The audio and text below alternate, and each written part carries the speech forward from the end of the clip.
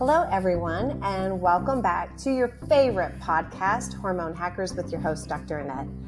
We are continuing the discussion of all things endocrine, so we can all be our own hormone hacker. But lately, I've been talking about the interaction or the communication really within the endocrine glands, kind of the big overview of it may not be your ovaries, it could be your adrenals, it may not be your thyroid, it could be your adrenals. Oh, wait, there's a theme. No, just kidding. So just kind of talking about that. And then in the last podcast, I went into the thyroid a little bit more. Now, the whole point is to lay some groundwork, right? Not to give you a full-on lengthy education, make it short and sweet, and hopefully pique your interest so that you can think of more questions to ask or things that you want to learn. So I did promise you at the end of the last one that I would start off this one talking a little bit about iodine, and then I was going to jump into the land of stress and adrenals. And the reason I want to talk about iodine is that I think it is demonized. I think it's misunderstood. I think it's abused, either too much, too little. And, to be quite honest, is that your thyroid gland desperately needs iodine to make thyroid hormones.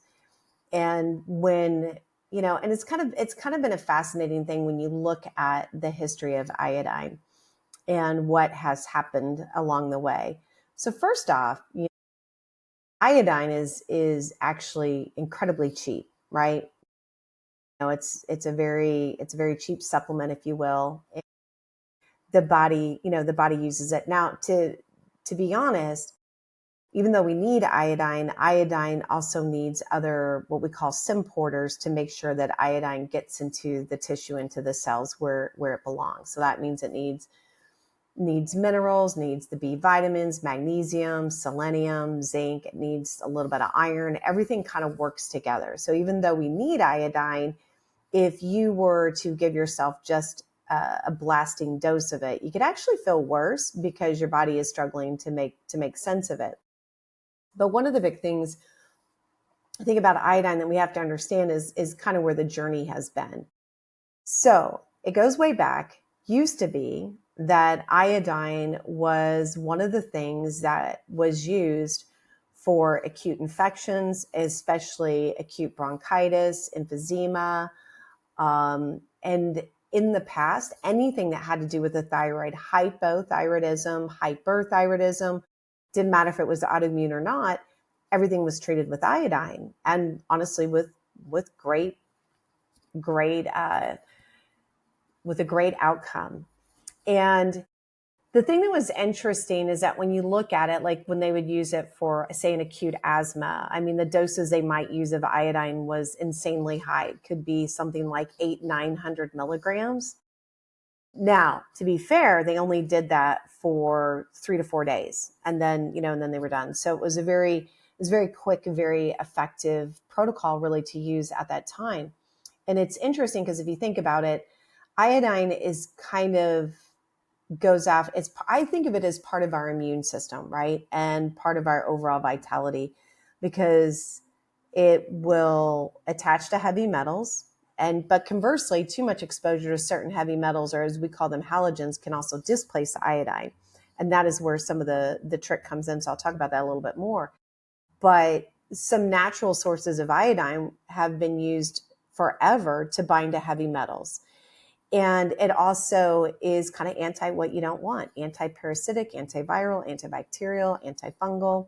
It's often been looked at to be used for cancer, anti-cancer, anti-inflammatory, mucoprotective, and just not to mention that, again, your thyroid has to have it. So you begin to think like, wow, this is a pretty great thing.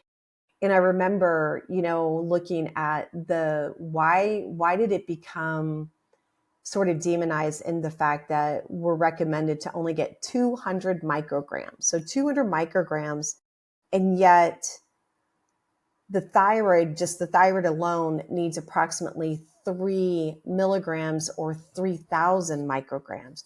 So you can see the recommendation is quite low. And basically a 200 microgram recommendation is basically just enough to maybe prevent cretinism. Doesn't necessarily mean that you're not going to have thyroid issues or have other, like subclinical issues that could be related to that. But it's clearly not enough. And I think this is what, happens, that the longer we stay around, the longer we're on this earth, the more deficient we can become because we're not replenishing it. Now, the other challenge is that iodine can get displaced by halogens, and there's 3 key halogens that can displace iodine. So that means if it can actually has the potential to bump iodine out of receptors where it belongs. Now, as I said, the thyroid needs about 3 milligrams. We also store it in our breast tissue. That, depending on breast tissue size, it could be another 3 to 5 milligrams. We also store it in our gonads. So it'd be ovaries for women, testes for men, maybe another 2 to 3 roughly. And then kind of it's considered whole body need, could be anywhere from maybe 12 milligrams up to maybe, 15 to 18, something like that. It's a rough estimate because everybody is a little bit different. But if you kind of think about that amount and then go back to, wait, we're only supposed to have 200 micrograms. And it's interesting because the whole reason salt got iodized was because there are parts of the world and parts of this country where we don't have enough exposure to iodine. We don't get enough of it, just naturally in our diet. And, the iodized salt was bare minimum. Basically, it was to prevent cretinism and kind of help not really fast have, get, hypothyroidism. And iodine also used to be in all doughs. It was a natural dough conditioner, and probably, I don't know, maybe it was also there as maybe of an antimicrobial. I'm not really sure, but I do think it's fascinating that it used to be in all our doughs, all our, the bread that you would buy, on the market. Well, there was a study that was done, and I'm going to forget the exact dates. You guys can go look this up. And it was called the Wolff-Chaikoff effect. But essentially there was a doctor that did a study that has tons of holes in it, as you can kind of imagine it will. And it was done with rats, and it was kind of extrapolated out based on what rats could handle without having a reaction, was that we couldn't have more than 200 micrograms of iodine without creating, a hyperthyroid state or whatever, which actually makes no sense when you consider our history is that all thyroid conditions were treated with iodine. But I thought it was fascinating if you look at the timing of this study, and everybody, it became like religion. It became law. Oh my gosh, nobody gets iodine. They pulled iodine out of dough as a dough conditioner and everywhere else. The only place they didn't take it out was iodized salt, probably because it was just such a small amount. And I do think it's kind of ironic that on the tails of iodine suddenly becoming the bad guy as a way to treat many of these conditions, we now have what we know as Synthroid. Synthroid was the first way to treat hypothyroidism, which is it's kind of like getting like a synthetic form of thyroid hormones. And even though we don't quite understand ideally, it shouldn't make someone more iodine deficient, but we do see that again and again. And of course, it does take over by giving the body T4. It does take over what the thyroid should be doing. So on one hand, iodine's a bad guy. It's no longer recommended. And now if anybody has hypothyroidism, it's fine. We'll just give them Synthroid. And if they're hyperthyroidism, then we'll use insane amount of iodine, like radioactive iodine treatment to destroy the thyroid, or we'll just give them medicine to destroy the thyroid, or we'll take the thyroid gland out. So that is the new solution, whereas in the past, everything was based on using iodine. I also think it's quite fascinating that when we took iodine out of the dough, we added bromide. Now, keep this in mind. Bromide was a dough conditioner. I don't think it's in there. Well, if we have brominated flour, it's still in there. Bromine is also used to color things. It would be in a lot of things that look yellow or yellowish orange. Now, why that is important is the 3 big halogens that will displace iodine in the body, especially if our exposure is too high and really our detox pathways cannot clear it. That is bromide. Some of you may go, well, I'm really pretty good about avoiding bromide, if you think you are. But the other 2 big ones were fluoride and chloride. Now think about fluoride and think about when the introduction of fluoride came in. I can remember being in school and we were supposed to, there was, it didn't last very long, but they wanted us to do these fluoride rinses. Everything was fluoridated. They were adding a fluoride, to our water, to the city water, different things like that. It was a treatment. And the interesting thing is that if you see a tank carrying fluoride to a treatment center, like water treatment, it has the skull and crossbones on it, right? Like that's how dangerous fluoride is. But yet we we can somewhat ingest it. And isn't it interesting? You can't swallow toothpaste. And why can't you swallow toothpaste? You can't swallow toothpaste because of the fluoride. So it is. And then I remember when they came out with, oh, we'll just put these caps on children's teeth instead of doing cavities, filling the cavities with amalgams when they were little. But what you didn't realize is that they would put fluoride underneath that sealant, not a cap, it was a sealant. So we put fluoride underneath it. And I'm like, man. Now part of that is because they know that if there is any microbes and you put a sealant over it, you could essentially seal in a bacteria and rotted tooth. But now we're adding fluoride, which is very toxic. So there's a whole lot that you could dive into about that if you want. Then you got to think of chloride. Well, I mean, anything that's bleached is another exposure. You can, someone, maybe in pools and different things like that. But it's kind of insane when you think about the rise of these halogens. Iodine's a bad guy. So we're getting less iodine. We're getting more exposure to halogens. And it does make you kind of wonder about what goes on. And yet I'm still impressed and amazed at how resilient this thyroid gland is. But it also takes us back to this importance of iodine. I remember I was preparing a lecture and I was like, okay, I know iodine's important. I know we need it. And there are functional medicine doctors out there that are very anti-iodine. But then on the other side of it, you've got other doctors that are promoting megadoses, like 50 milligrams, 100 milligrams. And just keep in mind, the higher you go on the iodine, the more of these symporters, these cofactors you're going to need to get iodine into the right place where it belongs. But if you think about it, so when I was going on and I'm like, just, I go on these websites sometimes just to see what the comments are. And of course, we do look for what fits our beliefs. We all have a tendency to do that. We listen to someone that agrees with us. Nobody likes to listen to the opposite view half the time, right? It's uncomfortable. We don't like it. So and that's why I don't cuss very often, but like I fucking hate Facebook support groups because I think it is the most unhealthy thing you can do when you have an issue, because it's just a lot of people talking with no education or very little, doing their own quote unquote research. Anyways, I digress. But as I went to this one website of this one practitioner that I knew was like telling everybody, don't do iodine, which of course just means they're going to put you on Synthroid, levothyroxine, armor, whatever. There's always something else that they're going to do instead, because iodine would actually kind of fix the thing. And, and I thought about, people are having real issues or real complaints. But the thing about it is that when you take a mega dose of the iodine and you already have a heavy metal burden, what do you think is going to happen? You take all that iodine in, whether you could be fighting something, right? Something pathogenic or also just have these heavy metals. You take a bunch of iodine and then the body's going to try to displace all that stuff or destroy things. You're going to feel worse. The problem is you're not going to understand the process that just happened. So you feel worse. So now you're blaming iodine. And I have had people tell me that they believe they're allergic to iodine.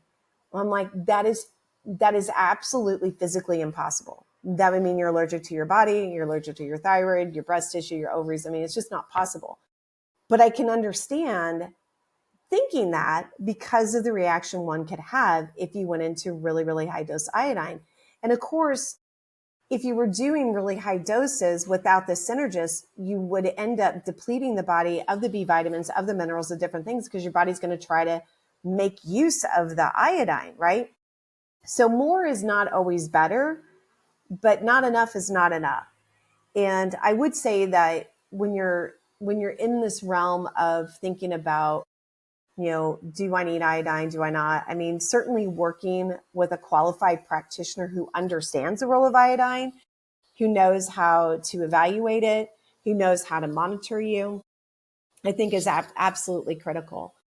And, and kind of like a final thought, because, we could go on for a while on this one, but I think a final thought with that could also be that, if we had radioactive fallout, like, let's just say there was something really bad that happened.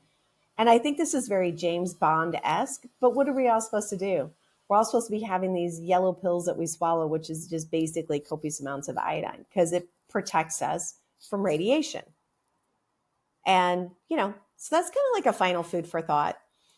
I may come back to this one. We'll see. But I think that I wanted to stir up a little bit of thoughts about iodine, but certainly about what our thyroid needs.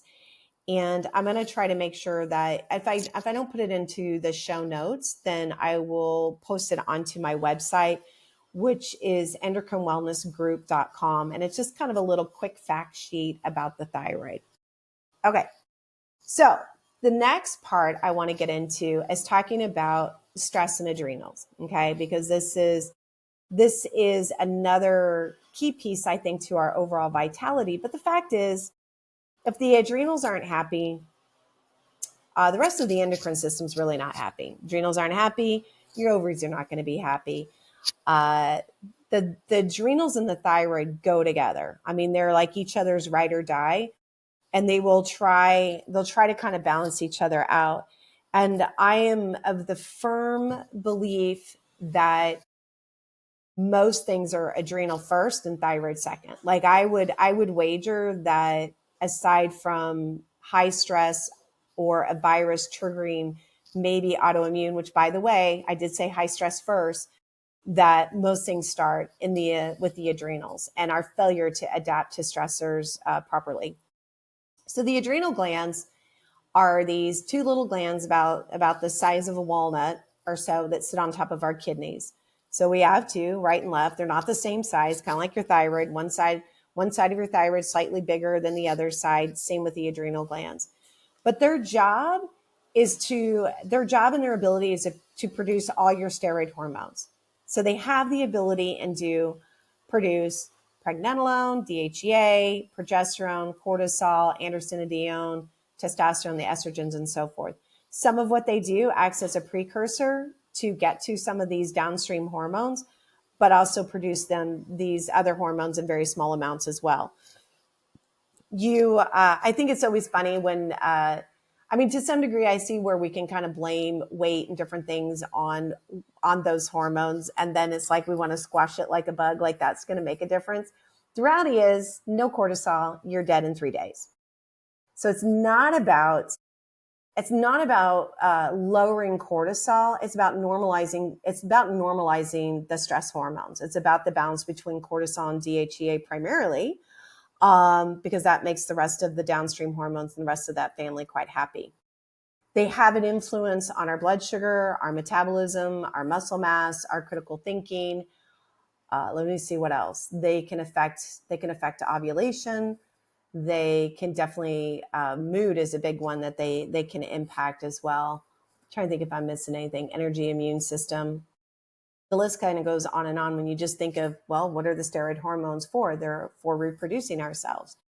And as I've said in previous podcasts, it is like absolute key for our transition from perimenopause to menopause. I promise you, if you think you're going into perimenopause at the age of 40 or younger, you're not. It's your adrenals that are crying for help. Doesn't mean that you couldn't benefit from supporting your ovaries, but man, you better support those adrenals and you better do it correctly. And guessing by symptoms will leave you confused and disoriented and probably not in the right direction. The fact of the matter is your brain is sort of wired to care so much about the stress response and certainly has a intense affinity or relationship, you should say, with like cortisol. And I'm talking about the hypothalamus. probably because it goes back to what I said, is that you'll die without it, right? And the thing of it is that you can be as jaded as you want about stress, but that's not going to change how the hypothalamus feels about the stressors.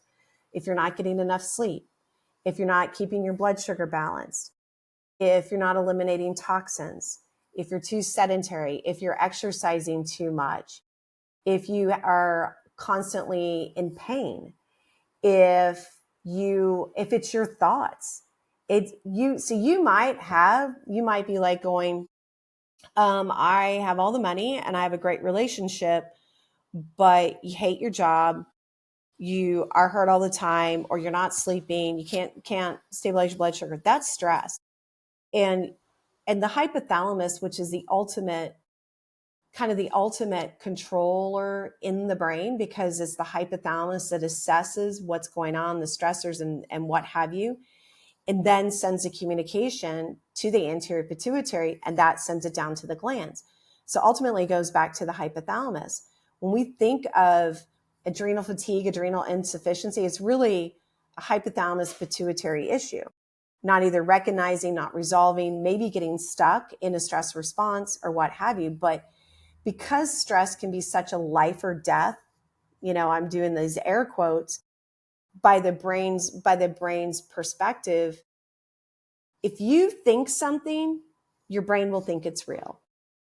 If you feel something, because you think something, there's all these different things that come into play. So it does matter. And this is where I think like the lifestyle choices can make such a huge difference when we're becoming more balanced. This is not a conversation to say, eliminate stress from your life. That's stupid. Everybody needs a little bit of stress. Stress is what makes us stronger, right? Just like you go into the gym, you lift weights, you do that. Why? You do that because you want to have strong bones, you want to have strong muscles. We want to be more resilient. We want to be flexible, but so we don't want that rigidity. And I think that's what, sometimes we're trying for, and we're not acknowledging the highs and lows. We're going to have a little bit of high and low. We just don't want it too low or too high. It is a little bit Goldilocks like, right? That sweet spot. The porridge has got to be just right. The beautiful thing is that there are phytonutrients that help us become more resilient. And being more resilient means we respond to our stressors more effectively without getting depleted. And that, I think the hill I'm going to die on, well, I don't know if I want to say that. That sounded kind of morbid. But this idea of the key to vitality, aging gracefully, and with energy and all the things that we want is going to come back to those adrenal glands. They've got to be happy. I'm telling you, if they're not happy, nobody is. Nobody else in the body is going to be happy. And you get into this robbing Peter to pay Paul. Now, adrenals. So adrenals, when we think of common stressors, I said it's sleep, it's blood sugar, it's inflammation, and it's certainly perception of stress. So those are like the big ones when you're thinking about, if you're kind of doing a self-evaluation of, well, where am I handling things? Am I getting, as a female, you're getting at least 8 hours of total sleep? Is your blood sugar stable? I think it's fascinating. A lot of people think they have high blood sugar when they actually have low blood sugar. What about how you feel? I do believe that we can always choose a better thought. I know not everybody is the super positive person, and some people, struggle a little bit, but it's kind of like finding that better feeling scale. If you're really depressed, kind of getting angry and pissed off is better than being depressed. But I do think that is probably the hardest thing, I think, when we're looking at improving our resiliency, can be changing those thought patterns.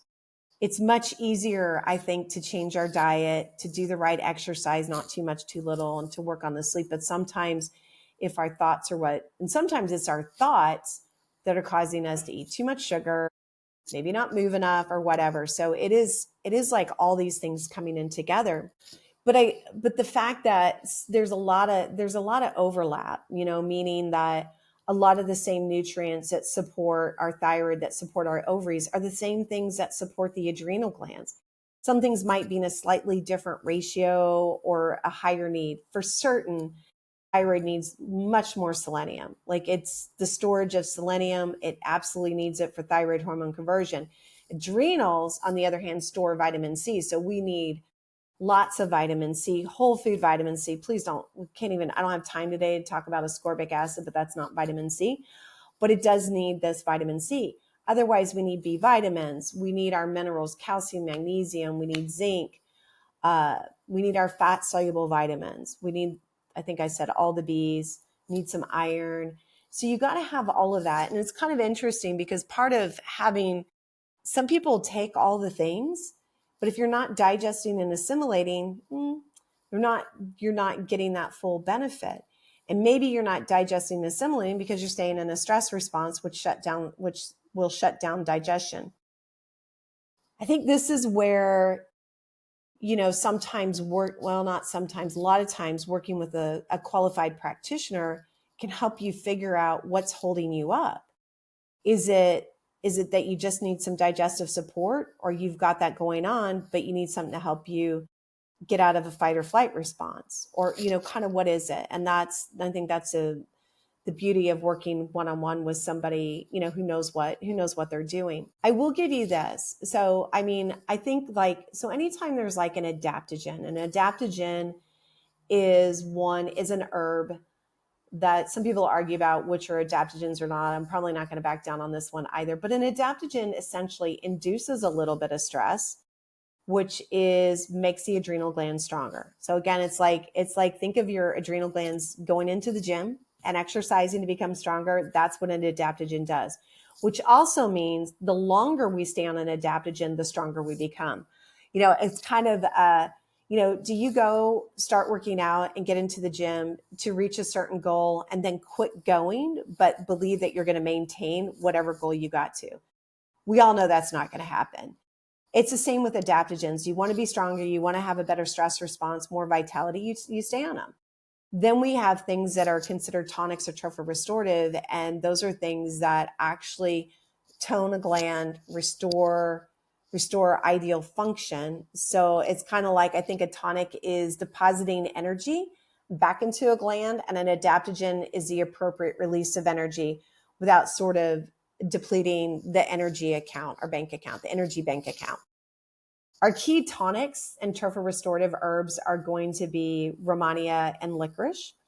And I think some of my favorite or key adaptogens, there's others, but these are my top favorites, would be ashwagandha, rhodiola, schizandra, and eleuthero. And I do think they shine in different ways. And that depends on the individual, what is going to work best. And I'm going to say this again, I'm probably going to say this in every podcast, and I'm going to tell you right now, quality matters. If you think about where you get something from, just because it's organic and it came off of Amazon does not mean that it's clean, does not mean it's used the right part of the plants. It doesn't mean it's even therapeutic, to be quite honest. If I really do believe this, when you're getting into, truly, I would say functional nutrition, functional wellness, find someone qualified. Otherwise, you just waste a lot of money, or you get disappointed, or worse, you get something that makes you feel bad because it's been adulterated.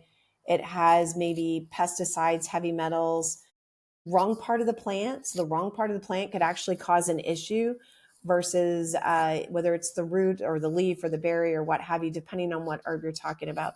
So I really do think that matters. I would say that one of my favorite books, and I think I like it because it's just a positive spin on stress, and it's called The Upside of Stress. That's the name of it. I'm trying to think. Just looking to see if I have it in my library here. I'll have to get the name for you. I can't remember right now the name of the author, but I'm pretty sure it's the only book called The Upside of Stress. But I love because she goes in and she talks about examples, talks about studies that were done showing how our thoughts can affect something measurable, tangible as our hormones, and which also means that our thoughts can affect us in a positive way. So if you want to kind of find something good to read that's not just Adrenal Fatigue in the 21st Century, which by the way is not a bad book, but I really do love The Upside of Stress. And I do think I'm just going to keep circling back to this because maybe every conversation has to have a little bit of the stress talk, adrenal talk in it if we're going to be really good hormone hackers. Knowing that stress can compromise our immune system. Stress can trigger autoimmune. Stress affects our thyroid. It affects our ovaries. It affects our gut, our blood sugar, our memory. I mean, there's so many things that it honestly doesn't leave anything untouched. But also with that, and I want you to think about this and have this takeaway is that you are a body that functions or dysfunctions together. It is not just if you've got an organ or a gland that's unhappy, then there, I promise you there's other things that are unhappy. It didn't get there on its own. And, I assume that if you're listening to me, maybe you're a patient of mine and you just want to understand better, or you stumble upon this podcast to learn a little bit more, but there isn't an easy quick fix. There isn't an easy out. And it's kind of interesting. I was talking to a patient of mine the other day, and he was saying how, he heard this comment. Someone said, oh, easy is hard. And I was like, oh, I mean, maybe I could see that, but it also just doesn't feel good to me. And so I said to him, you know what? I heard someone else, and I believe it was Jade Tita. He's a naturopathic doctor. And I like what he says, and that is that easy is earned. And that is like a beautiful thought to think about, because for me, easy is earned goes with the choices that we make every day can help us be better so that we feel better and that we also live better. Yeah. So thank you for joining me on this podcast, Hormone Hackers. Again, I am your host, Dr. Annette Schippel with Endocrine Wellness, and I will see you soon. Have a great day.